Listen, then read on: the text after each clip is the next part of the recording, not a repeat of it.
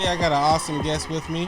I'm gonna swing the camera over to that side, and no one can see you doing that yet because I haven't switched the angles yet. But let's go ahead and introduce ourselves. What's up, my man? What's up, bro? It's your boy TM47. TM47 in the building. Trying to add more sound effects and things like that. Oh yeah, the more the better. Just kind of liven it up a little bit. I get you, bro. I get you. How you doing, man? I'm doing fantastic. I'm doing great. I appreciate you coming here, doing a spotlight interview with us. I'm looking forward to putting out that content to promote your single coming out.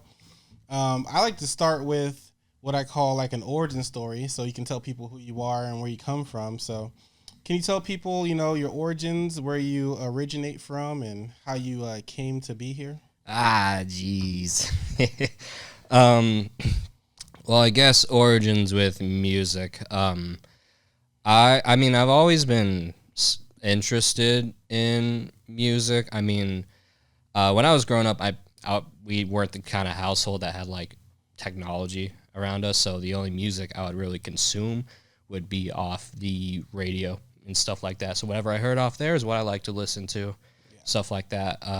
My parents played a lot of jazz, a lot of pop music, a lot of, poppy rap at the time. If you want to consider like 2008 Eminem, like popular rap at the time, which he definitely was. But that's what when my music tastes were back in the day. I didn't really start really getting into rap until I met my boy Justin, who's back there chilling, just flipping me off back there. And I met him in middle school, 8th grade, and we started hanging out, and he started introducing me to like what he liked to listen to. I mean, I'd just gotten a phone for the first time, I'm pretty sure that year. And he started showing me artists he liked. I think the first person he ever showed me was Childish Gambino. Yeah. And that 3005 song. Mm-hmm. That shit changed everything. Yeah. But from there, I just started consuming more and more music. And I was also getting into poetry at the time. To be honest, the reason I got into poetry is so I could, slide in girls' DMs at the time, you know how it goes, bro. But as I started getting more into that, I realized how therapeutic it was, and I realized like the style of what I was writing was very similar to like rap and stuff. So I started trying to make songs of my own, and I started getting better and better at it. I put out a mixtape when I got into high school. I'm pretty sure when I was a freshman. Wow. That mixtape was trash. Don't talk about that too much, but it was formative. It made me grow. I just recorded all that off of a laptop, off of a cracked FL Studio. From there, let me just say, like, shout out to you for doing that though, because like it takes a lot of like discipline and gumption to record yourself and share it. Yeah. In high school. You know what I mean? Yeah, looking back, a lot back, of people don't even like get to that level of like exposure, like just vulnerability, and you did that shit.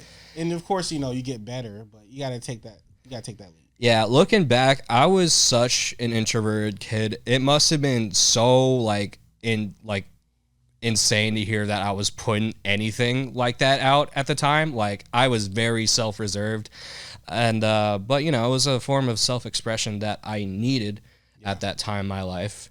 And after that first mixtape, I kept writing, and then senior year of high school, I put a lot of work into my first album called Dystopia. That one's still out on streaming platforms. That one I'm proud of, so it's still up to this day.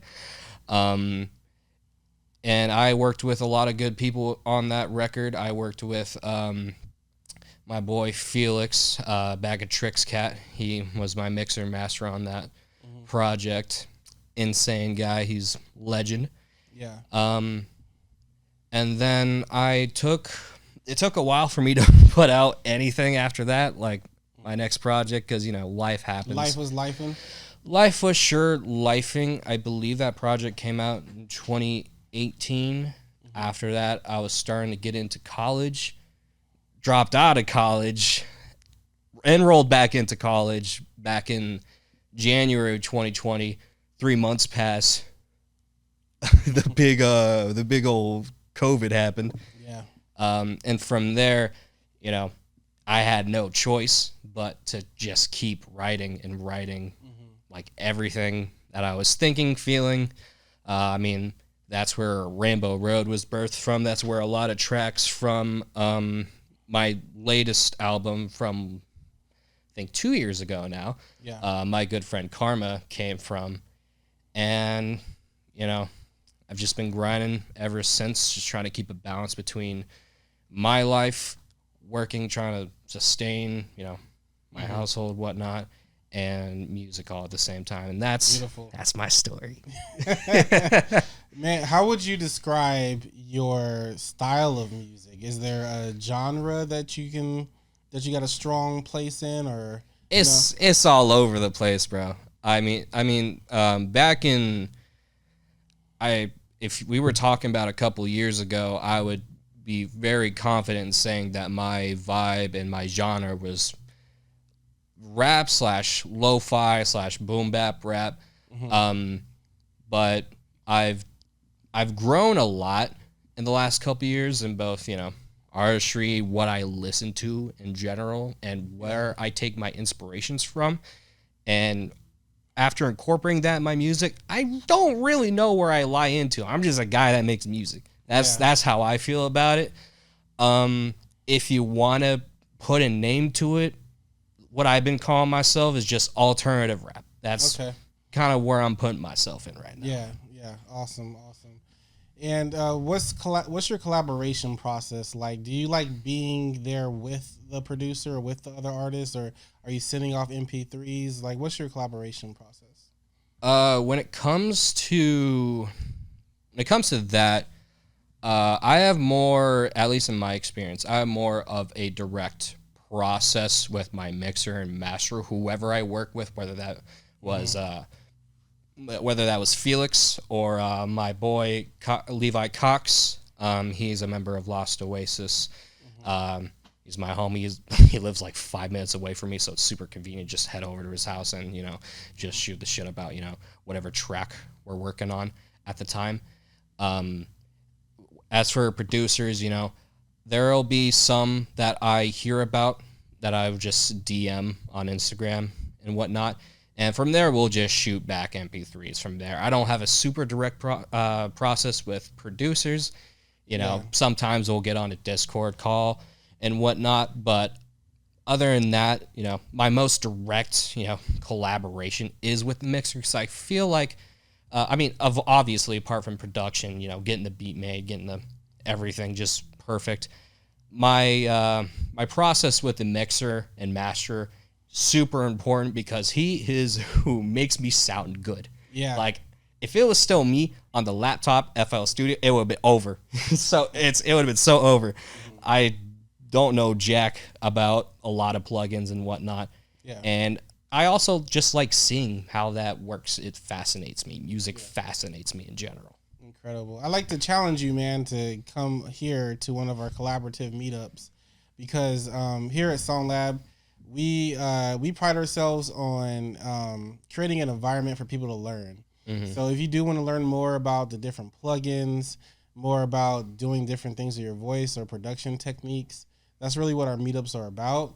And then also the network. Come meet some artists that they might like your sound or what you do, and they'll invite you to their studio. And we've had things like that happen. So yeah, I'm super down for that. I'm super down for whatever music related, honestly. Awesome. So you have a single that just came out. Can you tell us the name of the single and how that track came about? That single is called Rainbow Road. It is personally probably my favorite song I've ever put out in general. It's a track with me just singing in it. And I think, as I mentioned before, I wrote this track in 2020.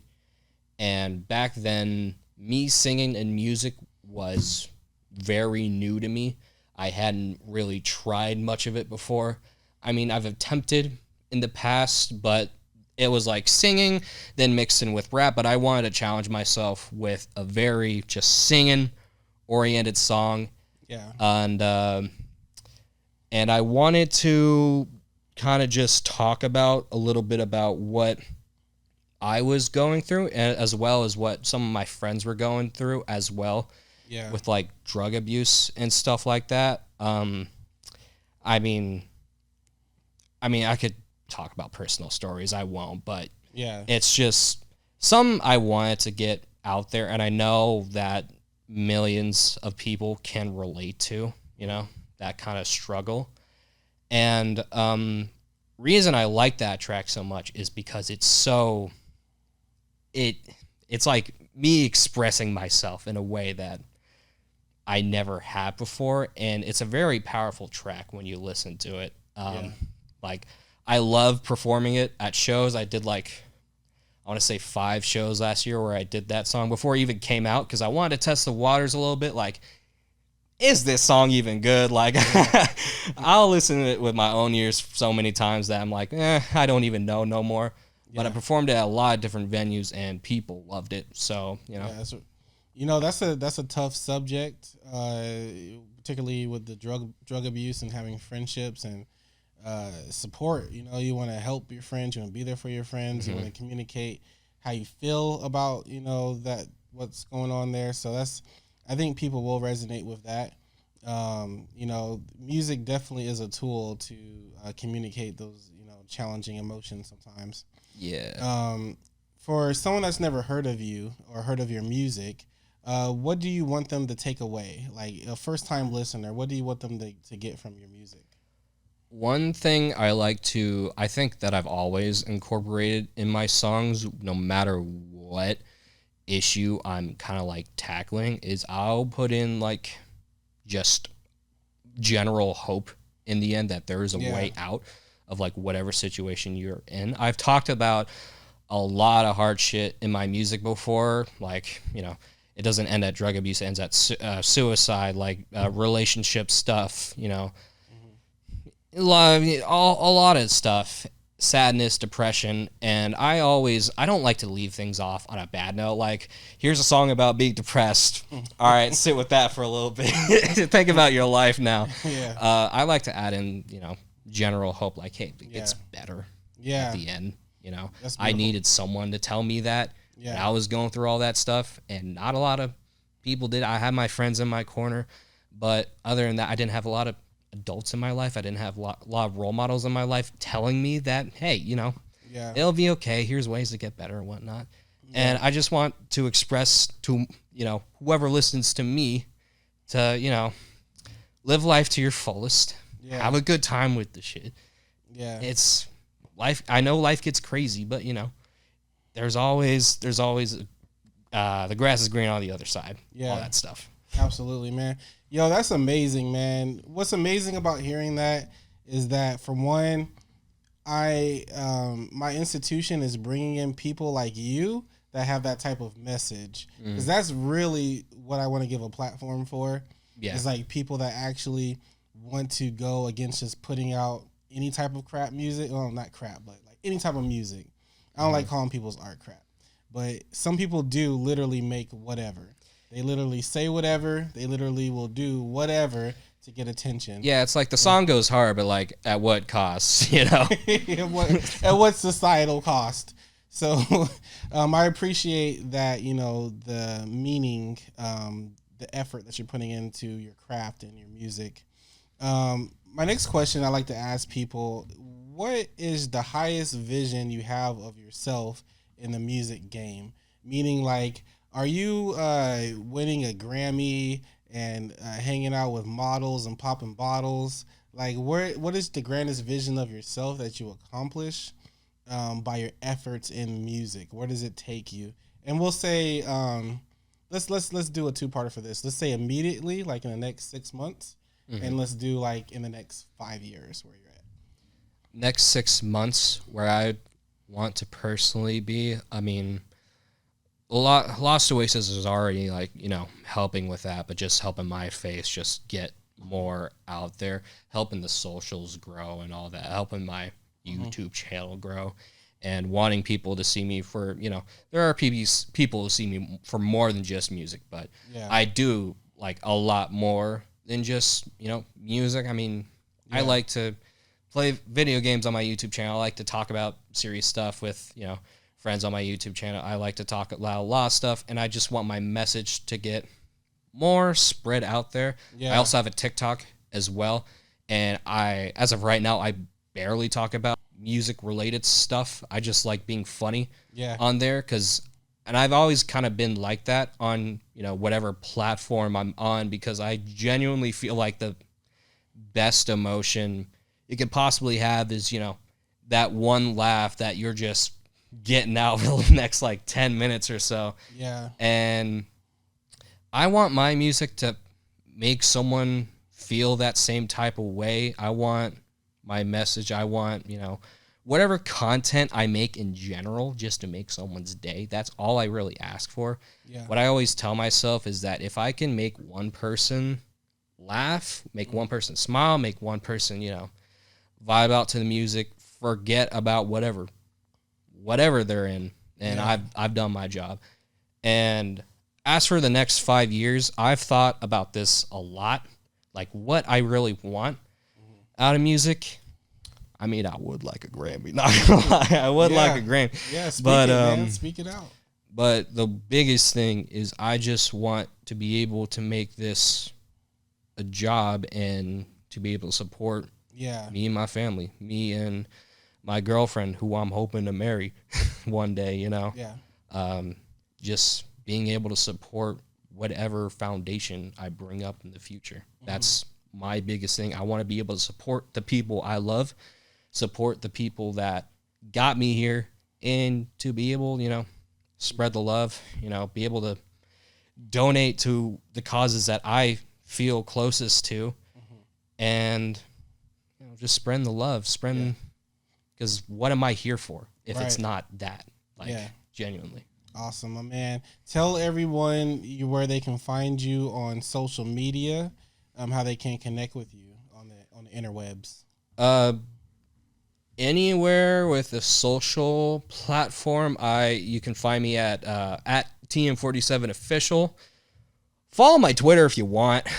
You're not gonna find much on there. You're not gonna find great content there. I'm much more active on my my Instagram, my TikTok. You can follow me on Snapchat too if you want.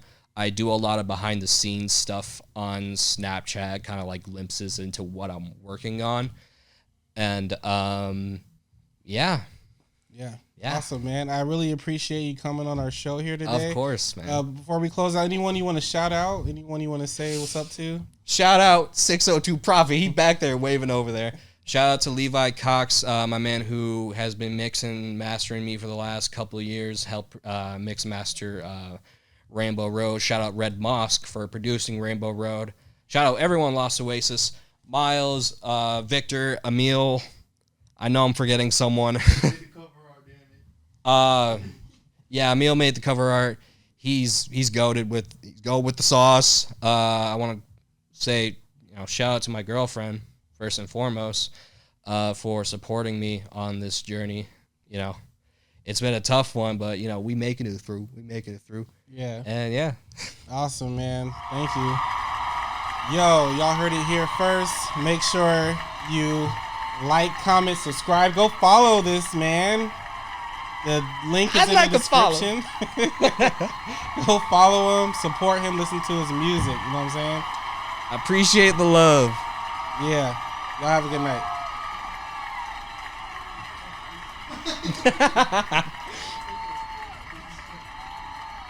Hey, thank you for tuning in and watching what we had to offer.